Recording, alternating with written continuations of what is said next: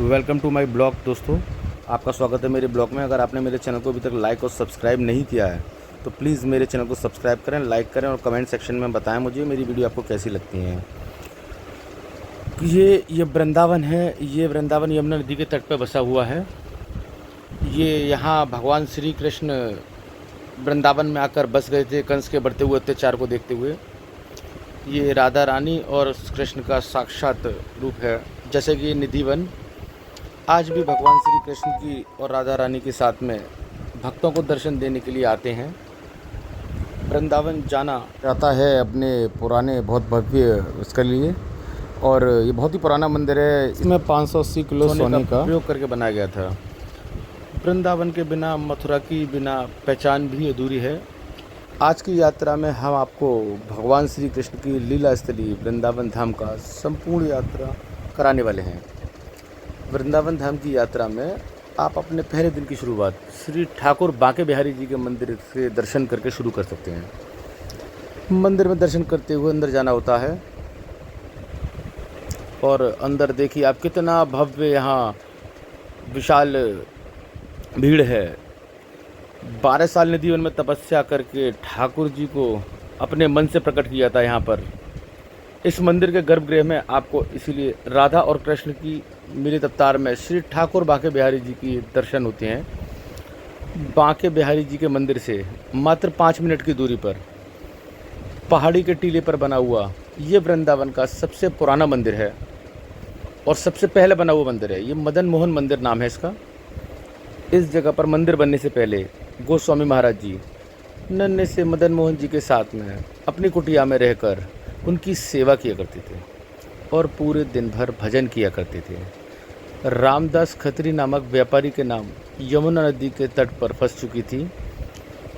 तब उन्होंने 5 साल के नन्हे मदन मोहन मालवीय जी की प्रार्थना करके अपनी नाव बाहर निकलवाई। मदन मोहन की लीला जी से प्रसन्न होकर और अपने व्यापार के मुनाफे से उन्होंने इस मंदिर का निर्माण कराया था। और इस मंदिर के गर्भगृह में वर्तमान में मदन मोहन और ललिता सखी, चैतन्य महाप्रभु, नित्यानंद जी विराजमान हैं। ये मंदिर सुबह खुलता है और अब हम राधा वल्लभ जी के मंदिर में खुल चुके हैं।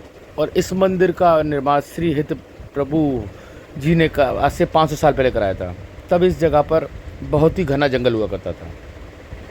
और जब हम मंदिर के भीतर पहुँचे तो यहाँ पर हमें आरती में शामिल होने का मौका मिला। देखिए आप मंदिर में होती हुई आरती।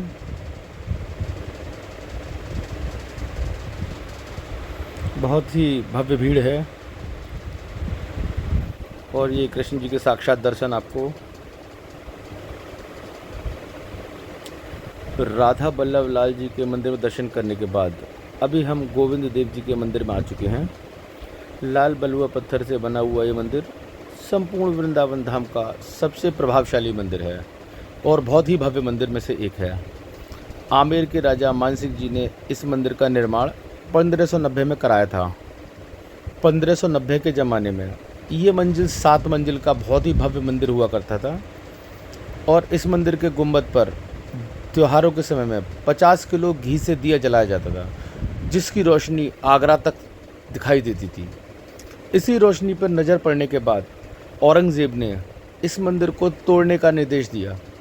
लेकिन ये मंदिर तोड़ने से पहले राजा मानसिंह जी ने इस मंदिर में स्थापित सारे देवी देवताओं की प्रतिमा राजस्थान के जयपुर में स्थानांतरण की। 200 साल तक ये मंदिर खंडर अवस्था में रहा। बाद में 1850 में अंग्रेज़ों के ज़माने में इस मंदिर की अंदर दोबारा से मूर्तियों की स्थापना की गई। और वर्तमान समय में आपको गिरधारी गोविंद जी, चैतन्य महाप्रभु, नित्यानंद जी, राधा कृष्ण और जगन्नाथ जी के दर्शन होते हैं। श्री कृष्ण जी ने 16,800 रूप लेकर तुलसी वन में महारास रचाया था। वो जगह यही है जिसे आज हम नीतिवन कहते हैं। निधिवन यानी कि तुलसी जी का वन माना जाता है कि आज भी भगवान श्री कृष्ण जी राधा रानी के साथ में रात्रि के समय में निधिवन में रासलीला करने के लिए आते हैं। और निधिवन के ये सारे पेड़ गोपियों में परिवर्तित हो जाते हैं। निधिवन के भीतर हमको कई सारे भक्तगणों की ये समाधि स्थलियाँ नज़र आती हैं। ये वही भक्त हैं जो कि रात्रि में यहाँ निधिवन में घुस गए थे। ताकि वह भगवान श्री कृष्ण जी का दर्शन कर सकें, लेकिन वह दर्शन नहीं कर पाए। इसीलिए शाम के 7 बजे के समय आरती हो जाने के बाद निधि वन में कोई भी प्रवेश नहीं करता। निधि वन के बिल्कुल पास में ही अपनी विशिष्ट शिल्पकला के लिए जाने वाला और बहुत ही अद्भुत आकृति से बना हुआ ये सुंदरता का नायाब नमूना श्री शाहजी मंदिर।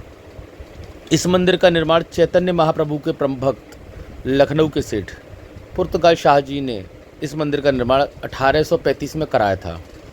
सफ़ेद मकराना पत्थर से बने हुए इस मंदिर के गर्भगृह में श्री ठाकुर राधा रमन जी विराजमान हैं। वृंदावन में दोपहर के समय में सभी मंदिर के दर्शन बंद हो जाते हैं। तब आप उस समय में श्री कृष्ण जी की लीला स्थली में से एक यानी कि इस केसी घाट का भ्रमण कर सकते हैं।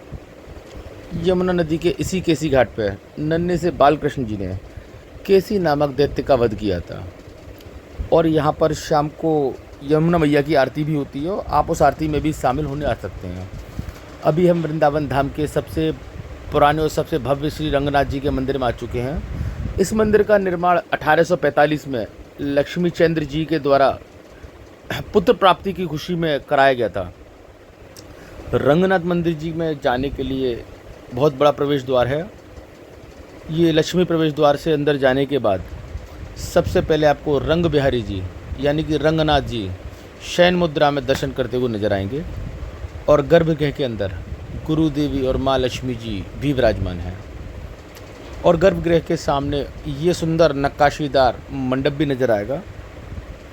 रंगनाथ जी के मुख्य गर्भगृह में जाने से पहले इस मंडप के बाहर आपको 490 किलो का ये सोने का स्तंभ नजर आएगा और इस मंडप में खड़े होकर आपको बहुत ही दूर से भगवान जी के दर्शन करने होते हैं। देखिए कितने अद्भुत दर्शन हैं।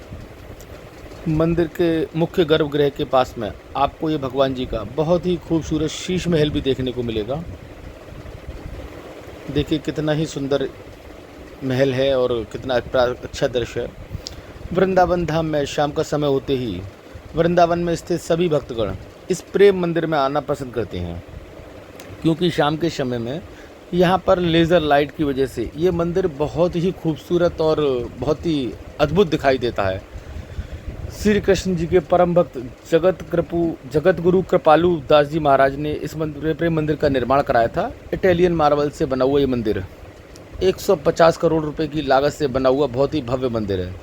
इस मंदिर में आपको श्री कृष्ण जी की झांकियाँ, बहुत ही खूबसूरत उद्यान, बहुत ही अच्छा वाटर फाउंटेन भी है और इसके अंदर राधा कृष्ण जी विराजमान हैं।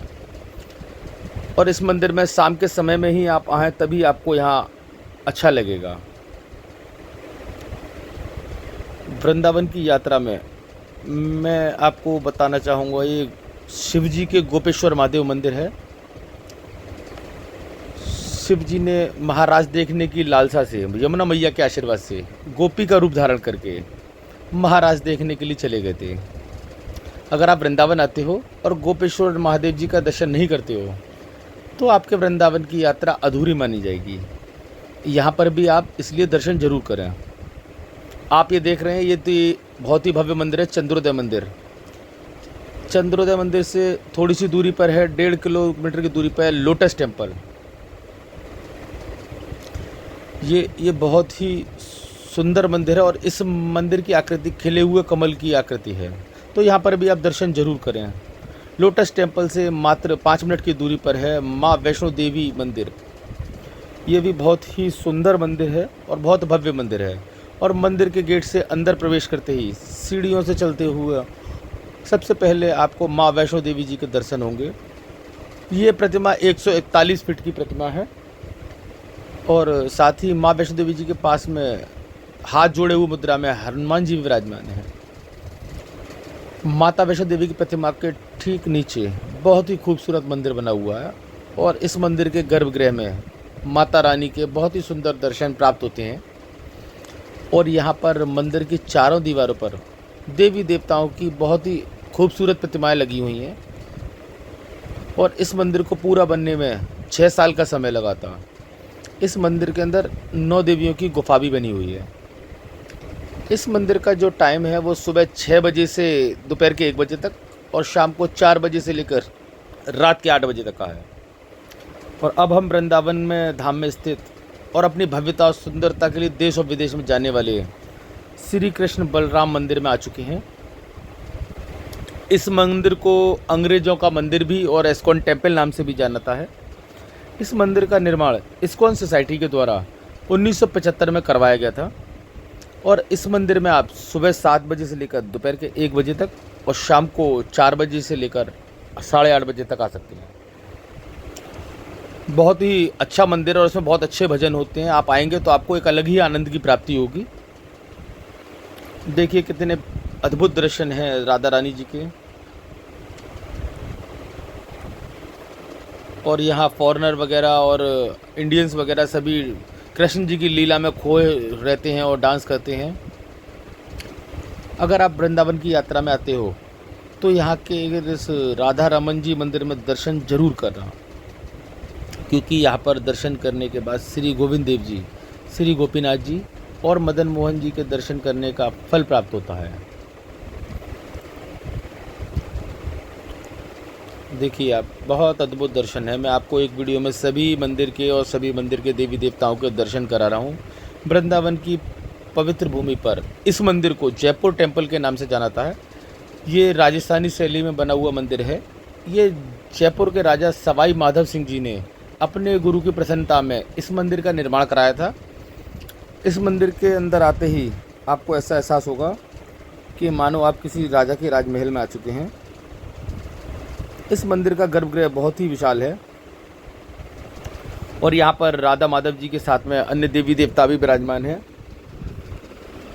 और इस मंदिर से 5 मिनट की दूरी पर पागल बाबा जी का मंदिर स्थित है। सफ़ेद संगमरमर से बना हुआ ये मंदिर 1979 में महाकाली जी के परम भक्त संत लीलानंद जी ने बनवाया था।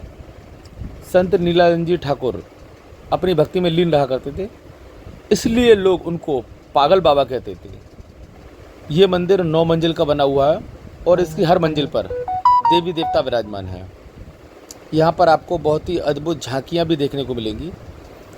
समय मिलने पर आप यहाँ पर भी ज़रूर आएँ।